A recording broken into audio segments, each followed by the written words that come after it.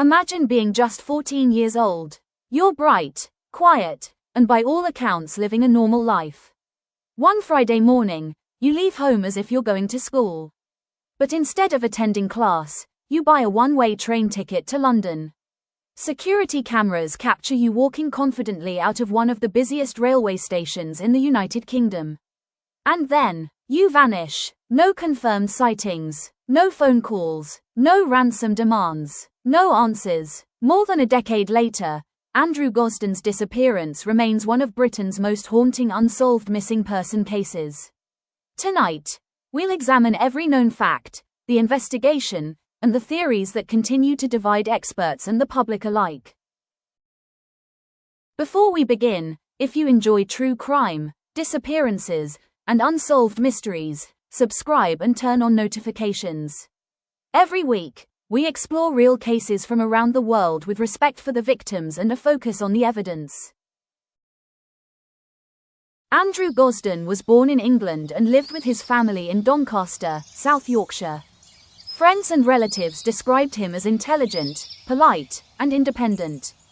He excelled academically, enjoyed mathematics, loved video games, and listened to rock music. Andrew wasn't known as a rebellious teenager. He had a close relationship with his family and generally followed a predictable routine.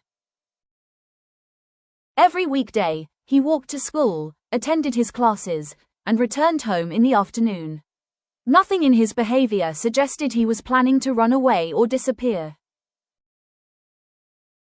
In fact, just days before he vanished, life appeared completely ordinary. There were no reports of serious family conflict, no indication that he was involved in criminal activity, no evidence that he had made plans to leave home permanently. Yet, on one September morning in 2007, everything changed. Friday, September 14, 2007, began like any other day. Andrew put on his school uniform, said goodbye to his family, and left the house as though he were heading to school. But instead of continuing his normal routine, he waited until everyone had left the house. Then he returned home. He changed out of his school uniform and into casual clothes. He placed his uniform neatly in the washing machine. Next, he withdrew approximately £200 from his bank account, leaving most of his savings untouched. He packed only a small shoulder bag.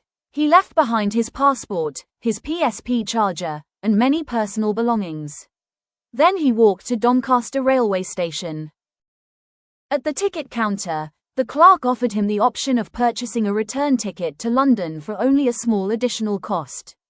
Surprisingly, Andrew declined. Instead, he insisted on buying a one-way ticket. That simple decision would become one of the biggest mysteries in the entire case. Why did a 14-year-old choose a one-way ticket? Was he planning to return another way? Was he meeting someone? Or did he never intend to come back? As Andrew's train sped toward London, no one knew they were witnessing the beginning of one of Britain's greatest missing person mysteries. Just before noon on September 14, 2007, Andrew Gosden arrived at King's Cross Station, one of the busiest railway stations in the United Kingdom. Thousands of people passed through the station that day. Tourists rushed to catch trains. Office workers hurried to meetings. Families carried luggage through crowded platforms. Among them was a quiet 14-year-old boy carrying only a small shoulder bag. Security cameras captured Andrew calmly walking through the station. He didn't appear frightened. He wasn't running. He wasn't looking over his shoulder. He simply walked out of King's Cross Station and disappeared into London. It would become the last confirmed sighting of Andrew Gosden. The CCTV footage appeared ordinary. Andrew walked confidently through the station, blending into the crowds. There was nothing to suggest he believed he was in danger. Investigators searched for additional camera footage from nearby streets, buses, and shops. Unfortunately, many recordings had already been erased before police realized Andrew had traveled to London. In 2007, surveillance systems often kept recordings for only a limited time.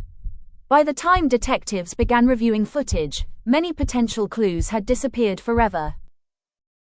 Investigators believe this lost footage may have contained the key to understanding Andrew's final movements. Did he meet someone? Did he board another train? Did he enter a nearby building? No one knows. When Andrew failed to return home, his parents immediately became concerned. They contacted friends, relatives, and eventually the police. At first, investigators believed Andrew had simply run away. But as the days turned into weeks, it became clear that this was something far more mysterious.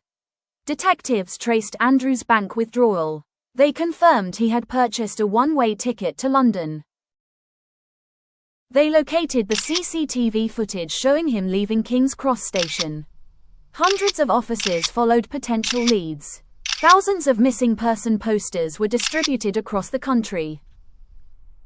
The public responded with hundreds of tips. Some claimed to have seen Andrew in London. Others reported possible sightings in different parts of Britain. Yet none of these reports could be confirmed.